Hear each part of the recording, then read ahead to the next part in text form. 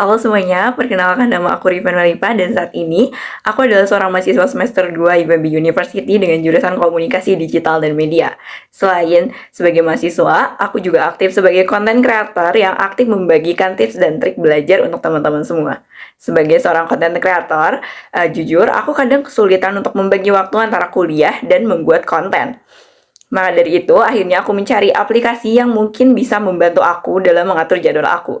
Dan akhirnya aku memutuskan untuk menggunakan aplikasi Notion yang aku gunakan untuk mengatur seluruh jadwal kuliah aku, jadwal aku dalam membuat konten, dan lain sebagainya.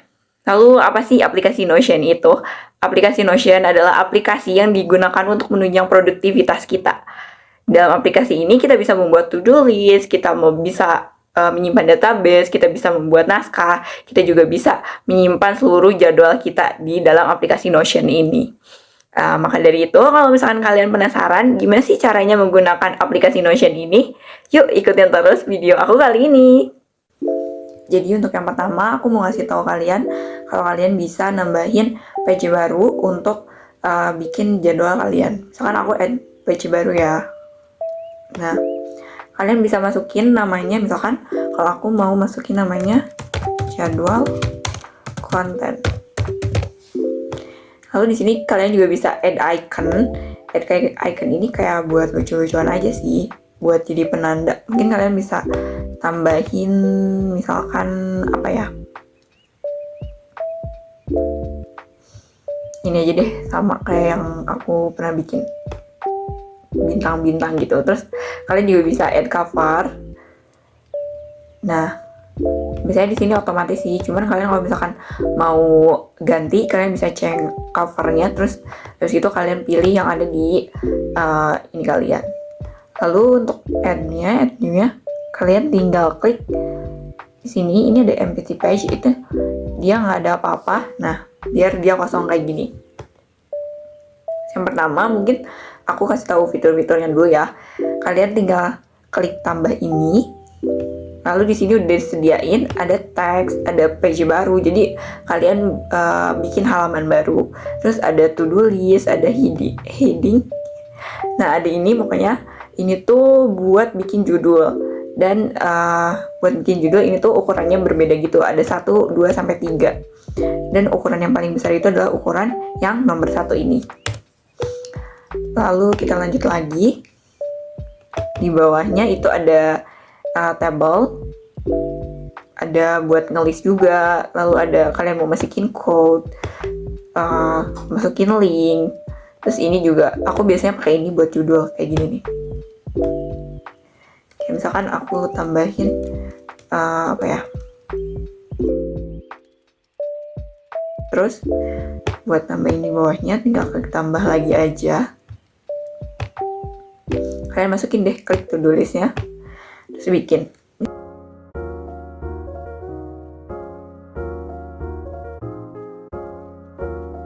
Nah, kalau misalkan udah beres, misalkan udah kalian lakuin, kalian tinggal klik kotak yang belum kotak ini.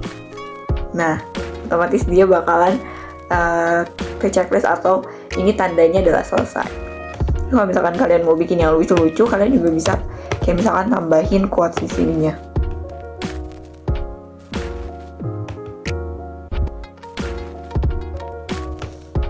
Nah, kita tambahin misalkan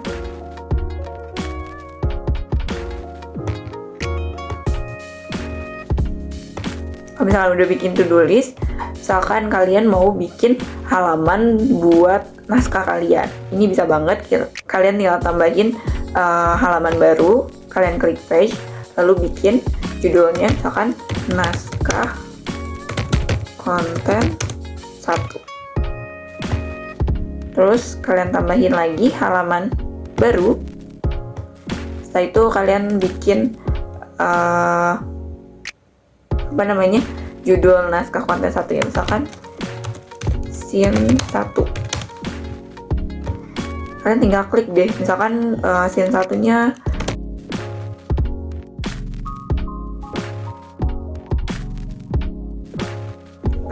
kalau kalian back, ini akan ada naskah konten 1. Bisa nih kayak misalkan mau naskah sama to-do listnya harus dipisah, itu bisa banget. Kalian tinggal klik enter, lalu hapus, gitu tambahin. Misalkan mau ditambahin judulnya pakai heading, itu bisa banget. Kayak kumpulan naskah. Nah, selain to-do list itu juga kalian juga bisa bikin to-do list dalam bentuk table. List itu pakai tabelnya table view ini. Nah, kalian bisa klik new database, lalu muncul si tabelnya. Biasanya aku kasih ini judul, lalu yang ini text. Kalian juga bisa ganti propertinya, kayak misalkan ini kan text aja ya, aku mau ganti jadi jadi tanggal. Kalian pilih aja edit property, lalu klik tipenya, habis gitu kalian cari tanggal. Nah, tinggal ganti deh ininya jadi tanggal edit misal.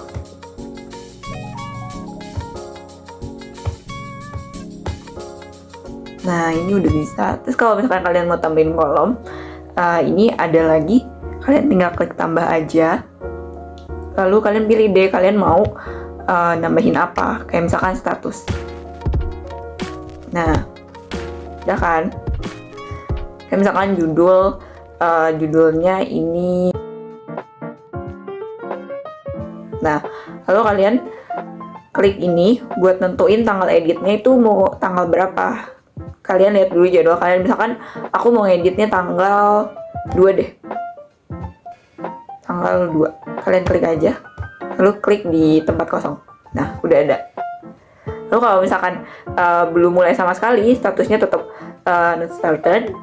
Lalu kalau misalkan lagi progress nih, masih dibikin, itu boleh kalian klik in progress. Kalau misalkan udah selesai atau udah beres semuanya, boleh kalian klik done. Jadi dengan kalian menggunakan ini, kalian bisa tahu nih mana aja pekerjaan kalian yang belum beres dan mana aja pekerjaan kalian yang masih in progress atau belum sama sekali. Kalau misalkan mau kalian tandainnya di tanggal, itu ada banget. Kalian tinggal tambah lagi aja, cari fiturnya. Nah, ini dia. Ini juga sama, kalian tinggal pilih.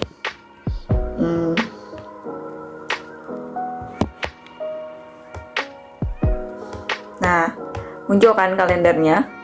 Kalian tinggal pilih, misalkan kalian mau ada jadwal di tanggal 2. Kalian klik tanda plus ini, terus kalian iniin. Misalkan jadwalnya adalah membuat naskah.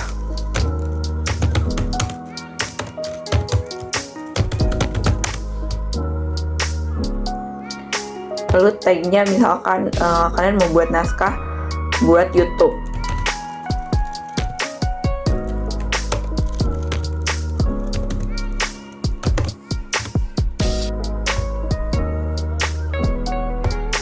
Lalu setelah itu kalian bisa masukin komentar, misalkan kayak tempatnya di mana atau kayak bareng sama siapa, ini bisa banget. Terus kalau misalkan mau tambahin lagi add property, itu bisa. Jadi kalian bisa tambahin teks, tambahin linknya, tambahin nomor telepon, terus tambahin kayak statusnya juga bisa. Misalkan masih in progress.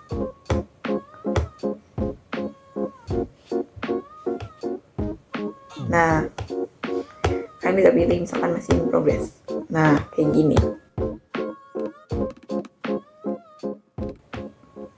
Oke teman-teman semua, segitu aja informasi yang bisa aku sampaikan. Semoga informasi ini bermanfaat bagi teman-teman semua. Dan sebenarnya masih banyak banget kegunaan Notion yang belum bisa aku sampaikan, karena kalau misalkan aku sampaikan semua, videonya bakalan terlalu panjang. Jadi aku akan bikin video kegunaan Notion ini di video selanjutnya. Terima kasih dan sampai jumpa.